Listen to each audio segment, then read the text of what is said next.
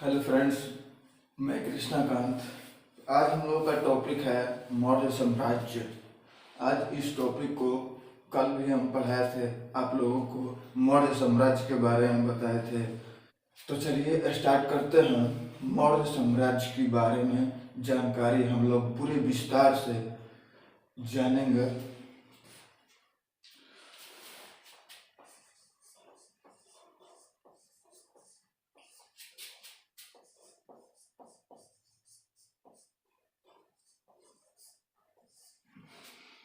आज डेट हो गया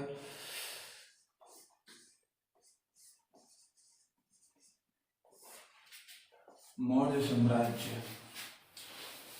दोस्तों, सेल्यूकस निकेटर ने अपनी पुत्री कॉर्नेलिया की शादी चंद्रगुप्त मौर्य के साथ कर दी।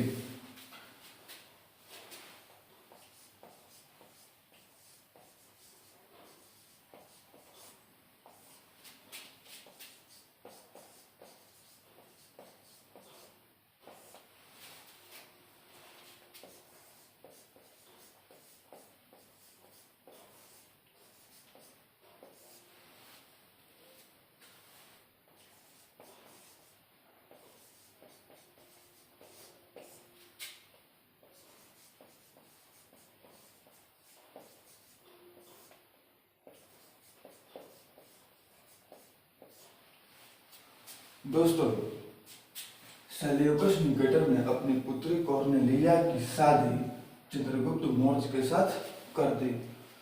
और दोस्तों, युद्ध की संधि शर्तों के अनुसार चार प्रांत काबुल, कंधार, हेरात और मकरान चंद्रगुप्त को दे दिए। किसने दिया? सेल्यूकस निकेटर ने।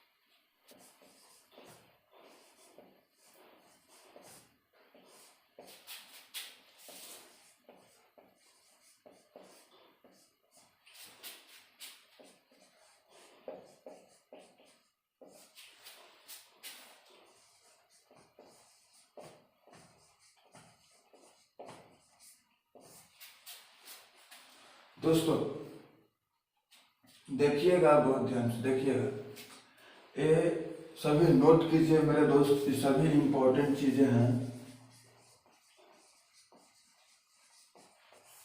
जो हम बता रहे हैं। सब इंपॉर्टेंट चीज ही बता रहे हैं। एग्जाम में, किसी भी एग्जाम में आ सकता है कि युद्ध की संधि शर्तों के अनुसार चार प्रांत कौन कौन से चंद्रगुप्त को दिए थे। तो क्या हुआ? काबुल, कंधार, हेरात और मकरान।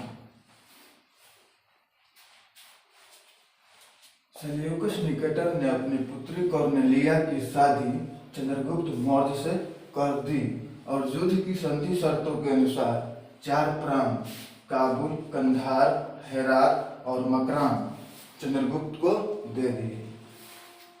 नोट कीजिए मेरे दोस्तों।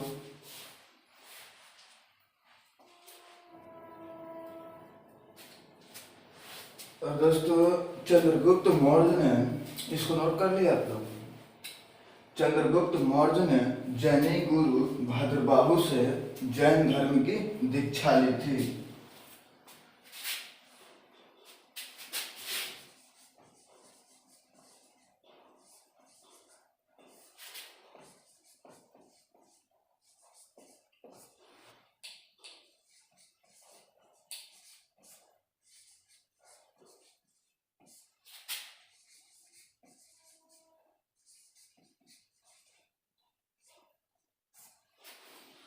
भद्रबाहु से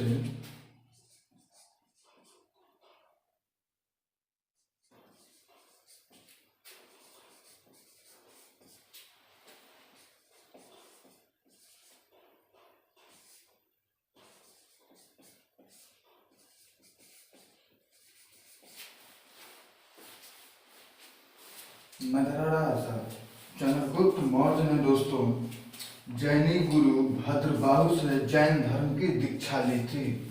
बहुत से मेरे दोस्तों को ये नहीं पता होगा दीक्षा का मतलब होता क्या है।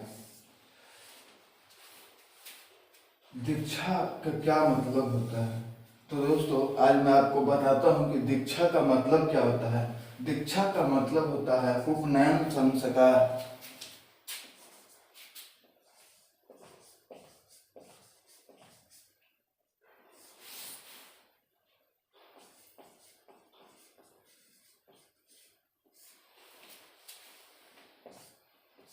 दोस्तों दीक्षा का मतलब होता है उपनयन संस्कार। तो चंद्रगुप्त मौर्य ने जैनी गुरु भद्रबाहु से जैन धर्म की उपनयन संस्कार की शिक्षा ली थी। चंद्रगुप्त मौर्य ने जैनी गुरु भद्रबाहु से जैन धर्म की दीक्षा ली थी या उपनयन संस्कार की शिक्षा ली थी। दोस्तों इसको नोट कीजिए, इसको क्लियर करेंगे।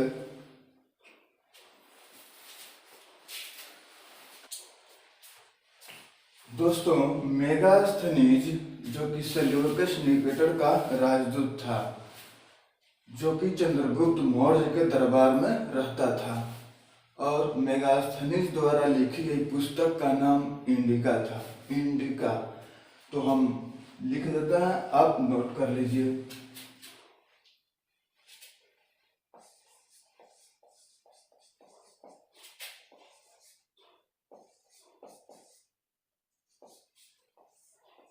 मेगास्थनीज सेल्यूकस निकेटर का राजदूत था।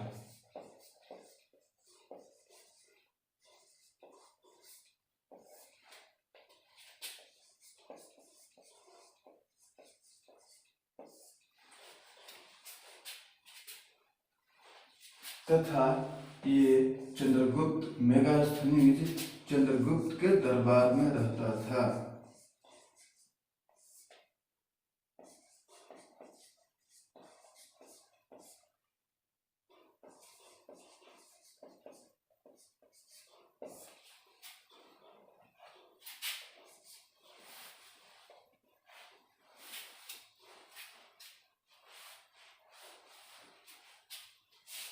और इसके द्वारा लिखी गई पुस्तक इंडिका थी।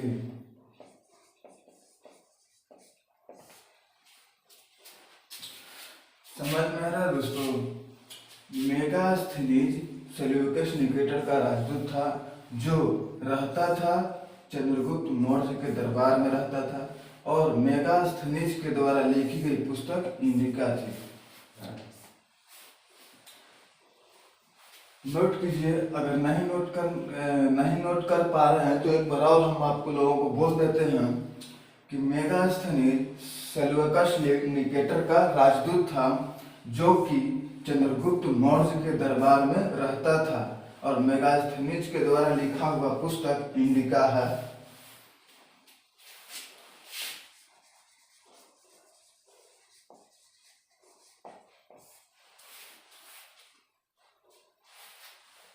नोट कीजिए मेरे दोस्तों। हेलो फ्रेंड्स, पाटलिपुत्र की तरफ हम लोग बढ़ते हैं, क्योंकि चंद्रगुप्त मौर्य का वर्णन पाटलिपुत्र में भी मिलता है। तो चलिए स्टार्ट करते हैं। पाटलिपुत्र में कदम रखते हैं हम लोग मेरे दोस्त। तो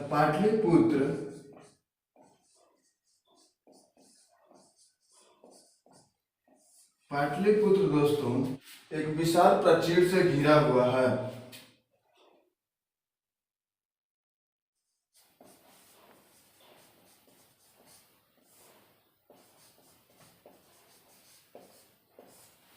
प्राचीर से घिरा हुआ है, जिसमें 570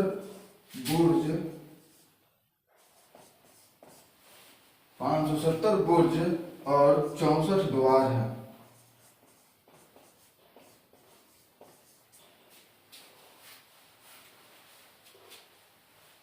दोस्तों पाटलिपुत्र एक विशाल प्राचीर से घिरा हुआ है, जिसमें 570 बुर्ज और 64 द्वार हैं।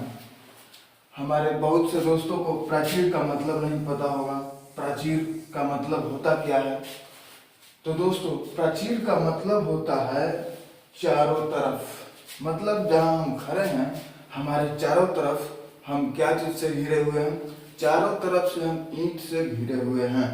मतलब पाटलिपुत्र विशाल प्राचीर से घिरा हुआ है। प्राचीर का मतलब होता है चारों तरफ, जिसमें 570 बुर्ज और 64 द्वार हैं। नोट कीजिएगा दोस्तों, नोट कीजिएगा, बहुत ही इम्पोर्टेंट चीजें हैं और ये सभी लोग नहीं बताएंगे। हम हर एक वर्ड का, जो मुझे लगता है कि हमारे दोस्तों को इसके बारे में मतलब नहीं पता होगा, उस चीज को हम बहुत निचोड़ कर बताएंगे। तो प्राचीर का मतलब होता है मेरे दोस्त चारों तरफ।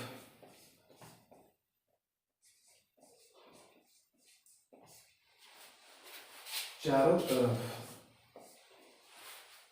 प्राचीर का मतलब होता है चारों तरफ। तो पाटलिपुत्र विशाल प्राचीर से घिरा हुआ है, जिसमें 570 बुर्ज और 64 द्वार हैं।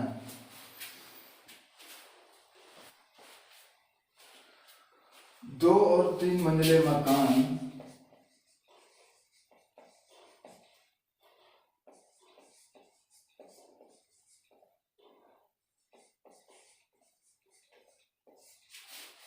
दोस्तों, 2 और 3 मंजिले मकान भी लकड़ी और कच्ची ईंटों से बने हैं।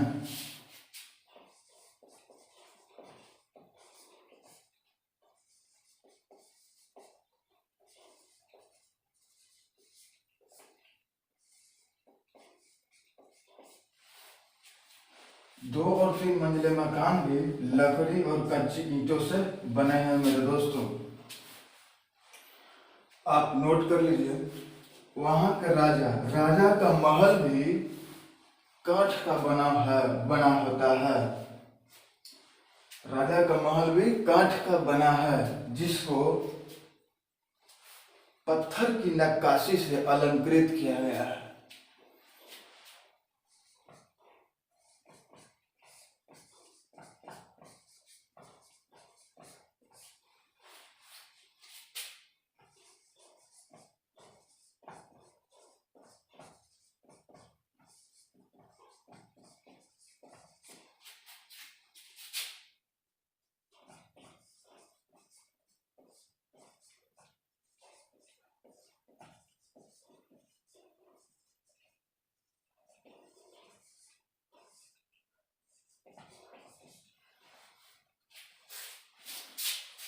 राजा का महल भी काठ का बना है मेरे दोस्तों, जिसे पत्थर की नक्काशी से अलंकृत किया गया है। तो दोस्तों, इसको नोट कीजिए, इसको क्लीन करेंगे और हम लोग आगे बढ़ेंगे। दोस्तों, चंद्रगुप्त मौर्य और सेल्यूकस के बीच के युद्ध का वर्णन एम्पियानस ने किया है। एम्पियानस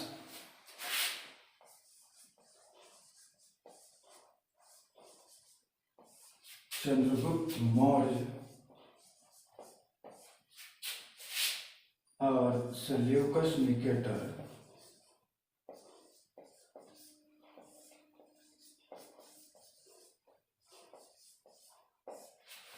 चंद्रगुप्त मौर्य और सेल्यूकस निकेटर के बीच के युद्ध का वर्णन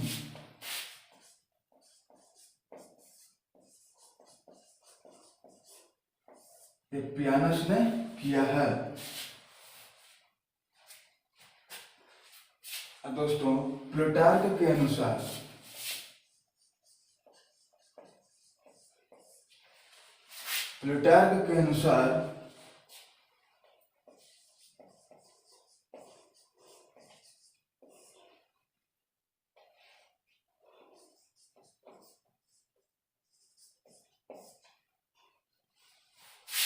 चंद्रगुप्त मौर्य और सेल्यूकस निकेटर के बीच के युद्ध का वर्णन मेरे दोस्तों एम्पियानस ने किया है। दोस्तों, प्लूटार्क के अनुसार चंद्रगुप्त मौर्य ने सेल्यूकस निकेटर को 500 हाथी उपहार दिए थे।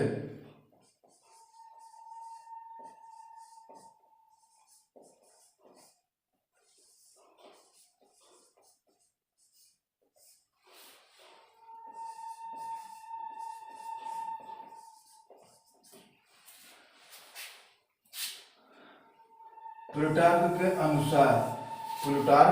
के अनुसार चंद्रगुप्त मौर्य ने 500 हाथी सेल्यूकस निकेटर को उपहार में दिए थे। दोस्तों नोट करते जाइएगा, क्योंकि हम जो बता रहे हैं आप लोगों को बहुत ही इंपॉर्टेंट चीज बता रहे हैं।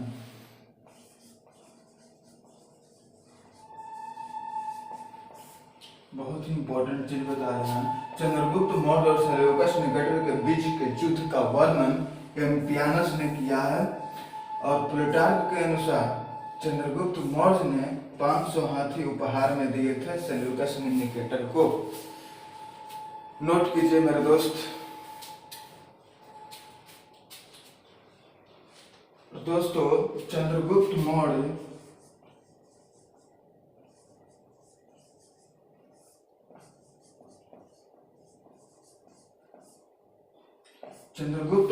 की मृत्यु दोस्तों 298 ईसा पूर्व में हुआ था।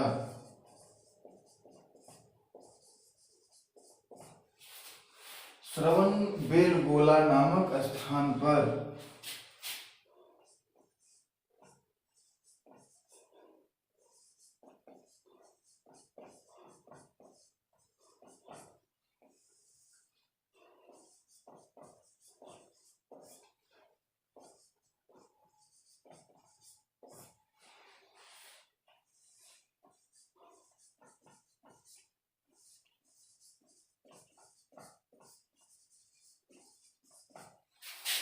दोस्तों चंद्रगुप्त मौर्य की मृत्यु 298 ईसा पूर्व में कर्नाटक के श्रवण बेलगोला नामक स्थान कहाँ है? कर्नाटक में है।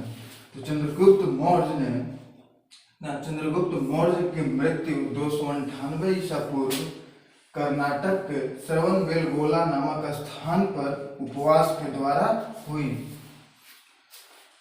दोस्तों एक क्वेश्चन किसी भी एग्जाम में क्वेश्चन आ सकते हैं कि चंद्रगुप्त मौर्य की मृत्यु कौन से स्थान पर हुई, तो हम लोग क्या मारेंगे उसको, आंसर में क्या मारेंगे?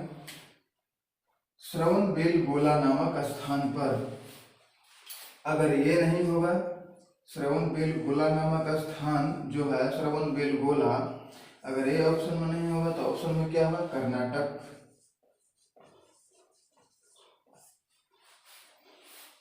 कर्नाटक होगा, तो कर्नाटक मारेंगे। और पूछा जाएगा, यदि पूछा जाएगा चंद्रगुप्त मौर्य की मृत्यु कौन सा ईसा पूर्व में हुआ? 298 ईसा पूर्व में हुआ।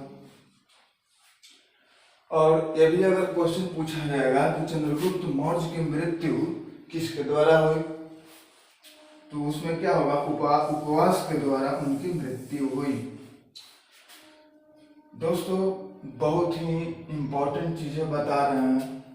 तो दोस्तों चंद्रगुप्त मौर्य और सेल्यूकस निकेटर के बीच के युद्ध का वर्णन एम्पियानस ने किया। प्लूटार्क के अनुसार चंद्रगुप्त मौर्य ने सेल्यूकस निकेटर को 500 हाथी उपहार में दिए। चंद्रगुप्त मौर्य की मृत्यु 298 ईसा पूर्व में कर्नाटक के श्रवण बेलगोला नामक स्थान पर उपवास के द्वारा हुई। अगर वीडियो अच्छी लगे तो वीडियो को लाइक कीजिए मेरे दोस्तों। अगर इसी प्रकार की जानकारी आप लोगों को चाहिए तो सबसे पहले इस चैनल को सब्सक्राइब कीजिए और बेल आइकन को प्रेस कीजिए, ताकि मेरा आने वाला वीडियो सबसे पहले आप लोगों तक पहुंच सके। तब तक के लिए धन्यवाद।